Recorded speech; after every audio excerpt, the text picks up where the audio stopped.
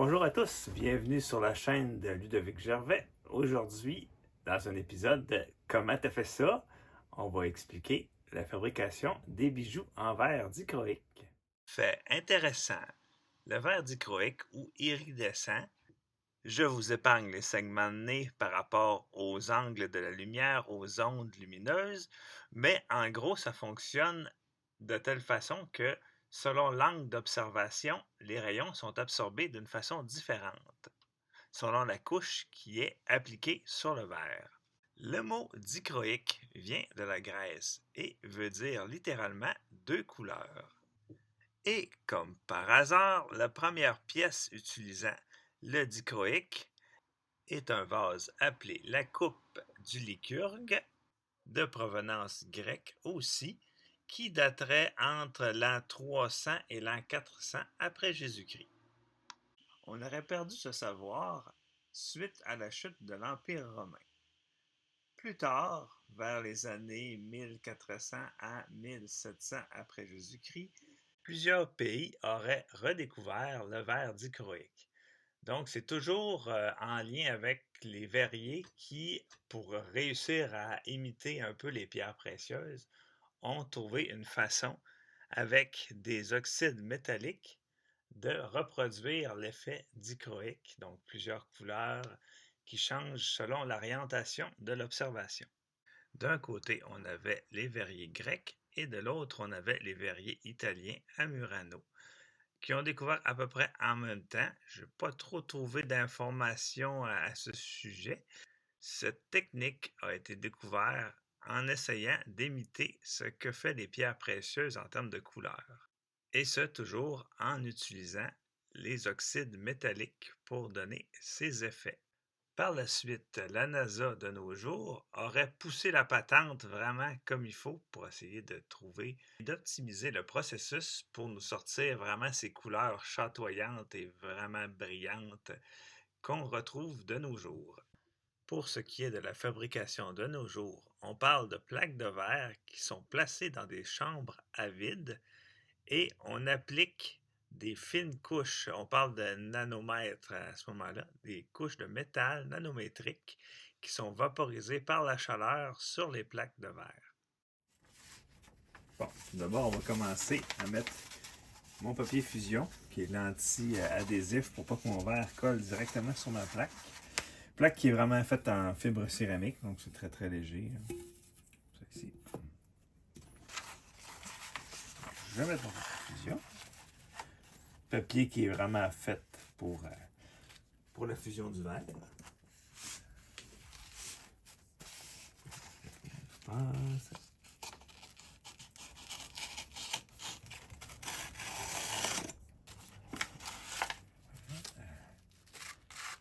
La première étape, ça va être de fabriquer des plaques pour après ça aller les découper. Donc la première cuisson, on va vraiment se concentrer sur avoir un mélange de couleurs un peu plus important, quitte à après soit superposer ou couper, en enlever, pour après faire des mélanges de couleurs. Donc on commence.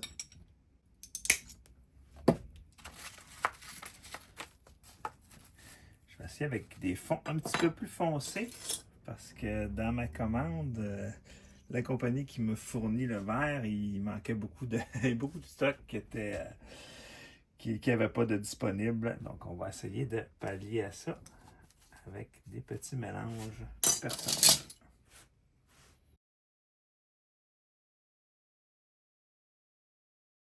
On va le couper avec un ciseau à verre, ça va être plus facile. Ici. Pas besoin d'être précis, vu qu'on va recuire entre 6 et 7 fois nos pièces.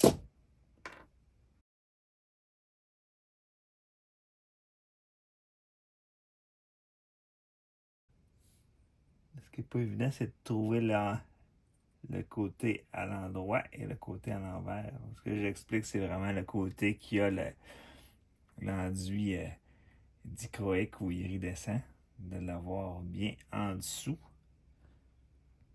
Il faut laisser un petit côté transparent sur le dessus.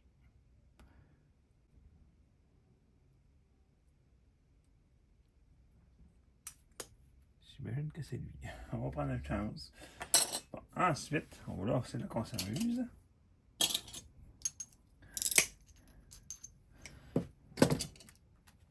On va aller vraiment comme superposer plein de morceaux ensemble.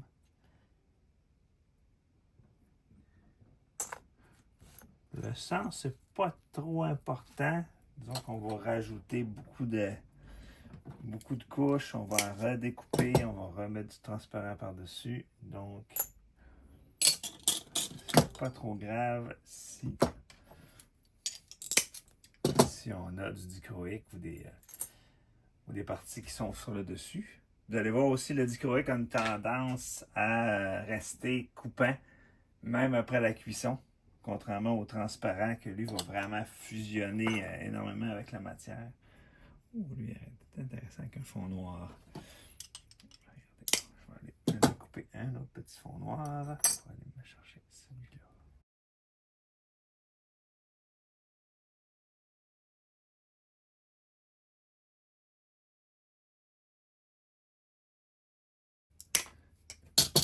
Donc ça, il ne faut pas gêner de couper des petits morceaux, des gros morceaux, de superposer des morceaux ensemble.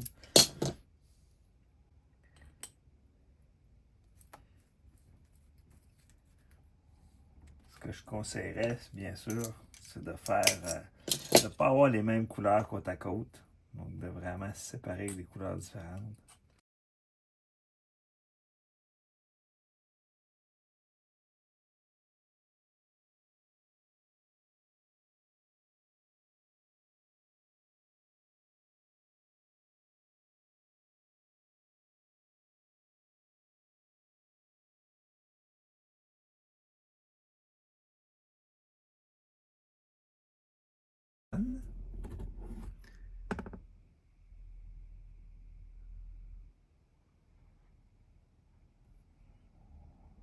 On va aller mettre le tout au four pour sa première cuisson.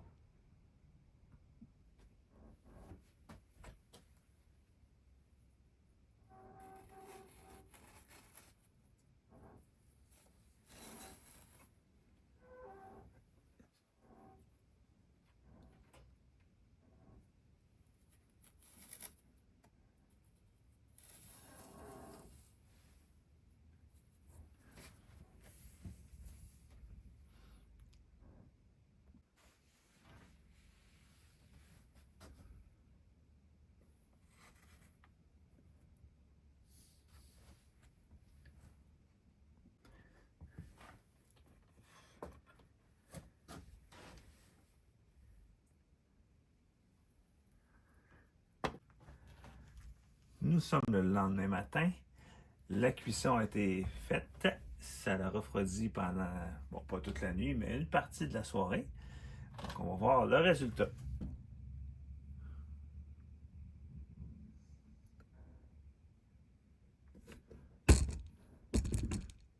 J'ai bien aimé cet effet-là. Il donne un aspect un peu comme de pierre de rivière au niveau du relief. On voit peut-être pas très bien dans la caméra, mais l'effet de profondeur est vraiment intéressant. On va nettoyer un peu tous mes bijoux, toutes mes pièces. Peut-être un peu de produit à vitre.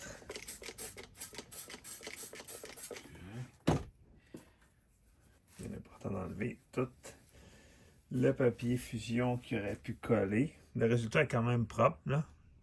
Contrairement à certains produits qui s'appliquent sur une plaque où, vraiment que notre verre est opaque, il vient vraiment coller sur la plaque. Donc là, même s'il y a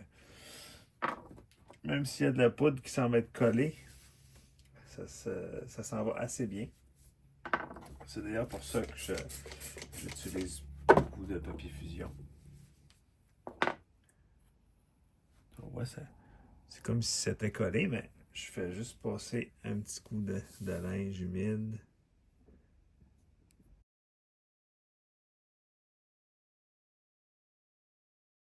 On voit bien qu'à l'endroit ou à l'envers, c'est deux effets complètement différents. Donc, il faut vraiment utiliser la transparence du verre à notre avantage pour donner des effets dans notre bijou.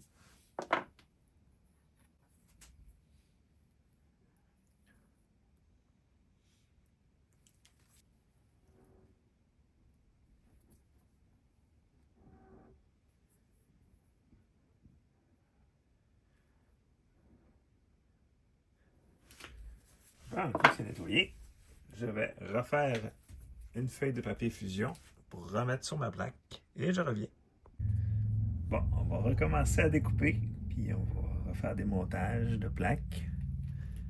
On voit qu'il y a vraiment des effets super intéressants avec les couleurs. On ne voyait pas du tout à la première étape.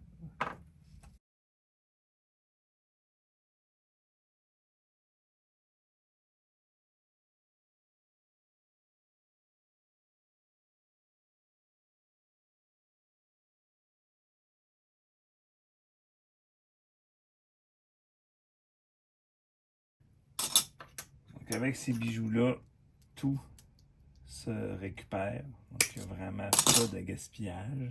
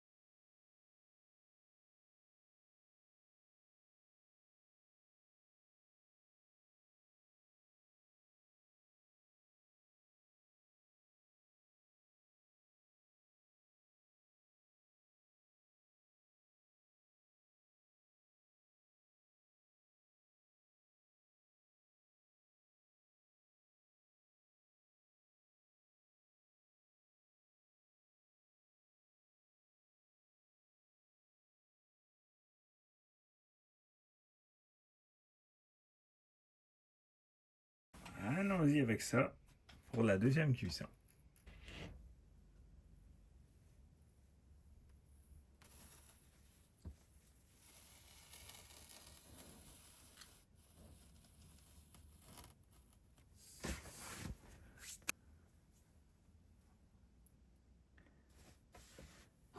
Je pars le four et je vous reviens quand c'est prêt. On a la bonne température. On va regarder qu'est-ce que ça donne.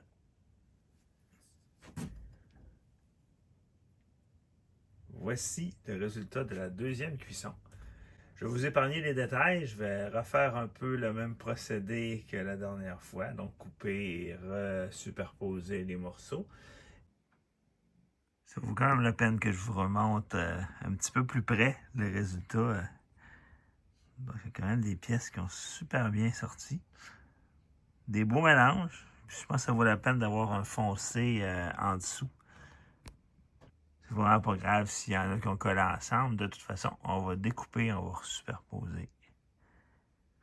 Donc, je vous reviens une fois que ma troisième plaque est prête. Ça y est, ma plaque est remplie. J'ai hâte de voir le résultat demain.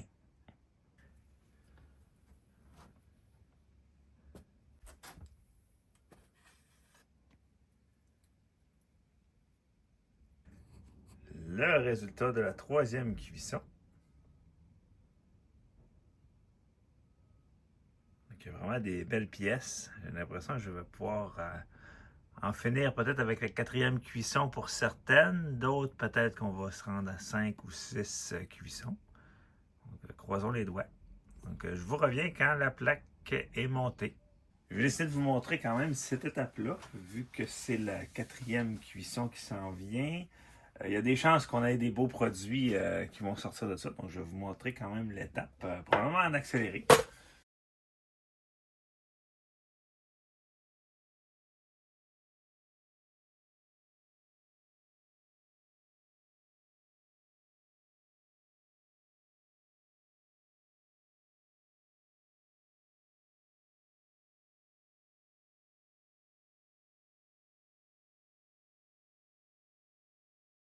Lui, il est presque parfait, fait que je crois que je vais le séparer en deux, mais je vais peut-être le cuire pour une prochaine fois. Attendre vraiment que j'en ai plus qui soient rendus parfaits avant de les meuler.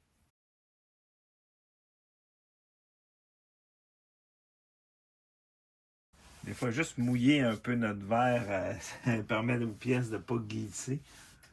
C'est suffisant le temps de les mettre à la cuisson.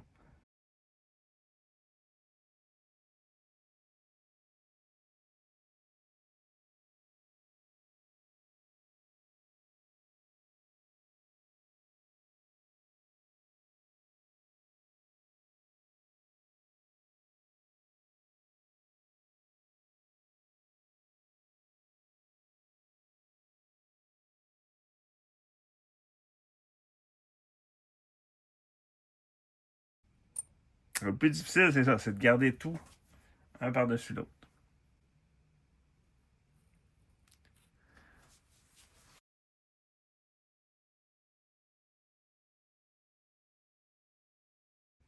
Juste pour le plaisir, je pense que je vais garder celle-là à l'envers pour voir le résultat. Celle-là est quand même magnifique, là.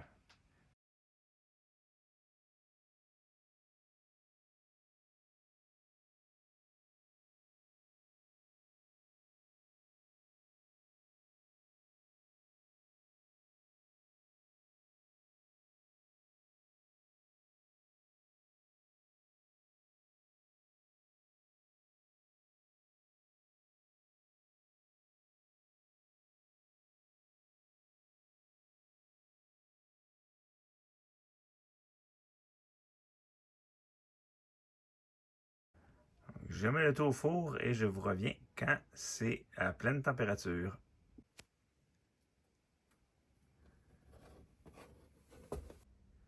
Bon, la température semble être bonne. On va regarder qu'est-ce que ça donne.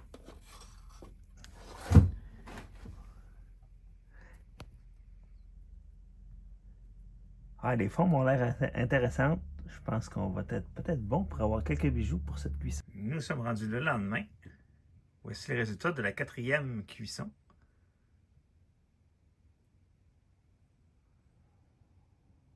Donc c'est vraiment intéressant. Je ne sais pas si plusieurs d'entre vous ont déjà essayé les verres avec le coefficient 96, mais moi je trouve qu'entre le 90 et le 96 font beaucoup mieux. Donc on a moins besoin de cuire plusieurs fois. Il va y avoir quelques petites retouches à faire, mais rien de très important. Donc je pense qu'avec la 5e cuisson, on va avoir des pièces terminées. Je voulais vous montrer, on voit bien à gauche les bijoux avant la cuisson, ceux que j'ai pas cuits dans le fond, puis à droite ceux après. On voit bien la différence à la caméra. Au niveau de la brillance, là, la profondeur dans notre verre. C'est vraiment intéressant de réutiliser le transparent par-dessus.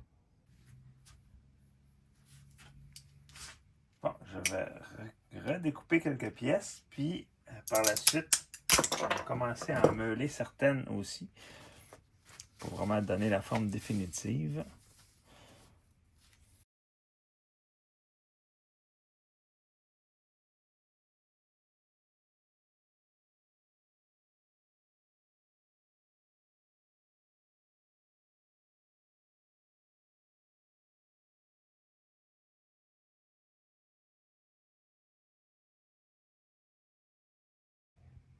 Je vais juste aller retailler un peu de chaque côté.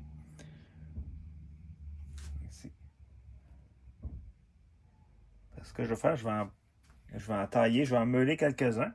Vous filmez le procédé et je ferai un petit montage avec le tout. J'en sors quelques-uns et je vous reviens quand c'est fini.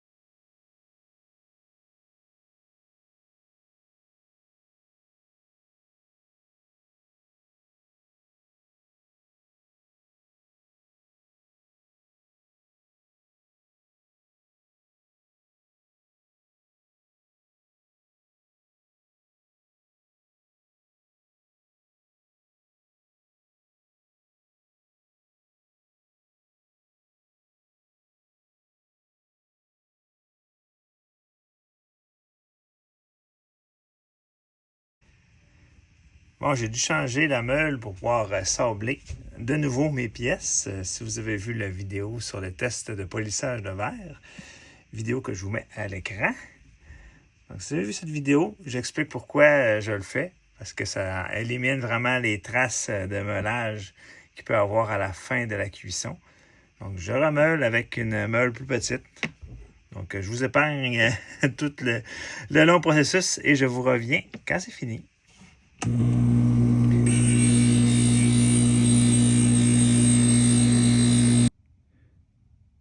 Ça y est, toutes mes pièces sont sablées. Donc là, je vais les renettoyer et ensuite appliquer mon produit pour empêcher la dévitrification.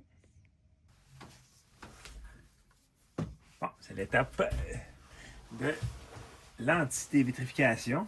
Donc, comme dans l'autre vidéo que je vous ai parlé tout à l'heure, j'avais fait des tests avec deux produits. Donc, un, c'était le Super Spray, un produit commercial qui est vraiment fait pour la anti-dévitrification. Puis, il y avait un mélange de borax. Donc, je vous conseille vraiment d'essayer les deux. C'est sûr que le borax, il coûte pas cher. Donc, c'est vraiment l'idéal.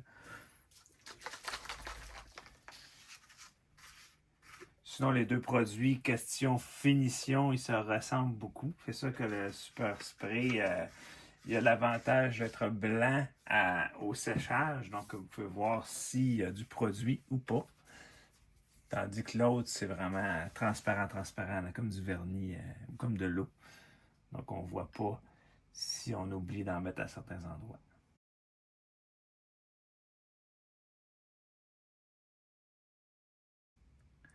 Faut idéalement ne pas en mettre en dessous.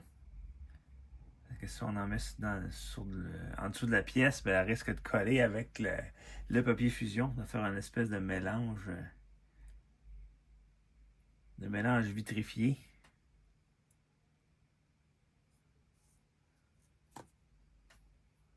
Ça peut rentrer ici. Il ne faut pas qu'il tombe.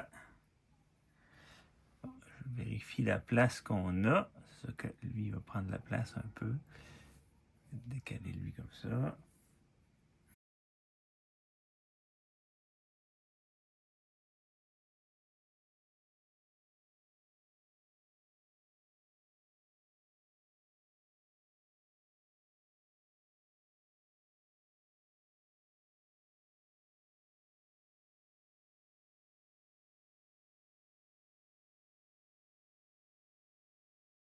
Chose que je vais vous dire aussi, c'est tous les petits morceaux, là, les découpes comme ça, ce qui est le fun, avec le verre, on en a plein, puis on peut les réutiliser. Donc, moi, ce que je vais faire, tiens, je vais aller en mettre sur celui-là. Il y a juste un petit peu de dichroïque dessus, fait que ça va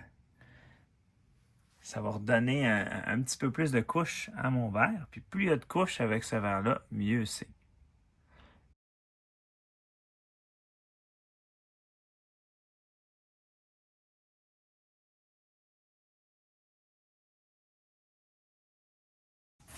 Donc, je vais aller porter la plaque dans le four et je vous reviens quand c'est prêt.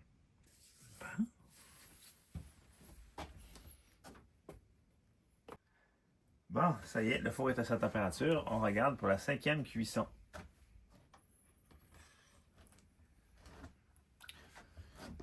Je vais essayer de zoomer un petit peu pour voir. Oui, je crois qu'on a des belles pièces. Donc, j'éteins le tout et je vous reviens quand c'est froid. Donc, probablement demain matin. Voici le résultat de ma 5e cuisson. On voit qu'il y a des pièces qui ont vraiment bien sorti. Donc, je crois qu'ils vont être prêtes pour être montées en bijoux. Alors, le mot de la fin, écoutez, je suis désolé de la qualité sonore du vidéo. J'ai eu quelques petits problèmes techniques au niveau du son. Je ne peux pas enregistrer en même temps de faire mon montage, donc je dois copier-coller un fichier sonore. Donc, merci d'avoir regardé la vidéo. Si vous avez aimé, le pouce par en haut, un commentaire, ça fait toujours plaisir. Et ah oui, pour terminer, si jamais vous aimez vraiment le côté scientifique, mettez-moi un commentaire et peut-être que je ferai des vidéos dédiées à la science.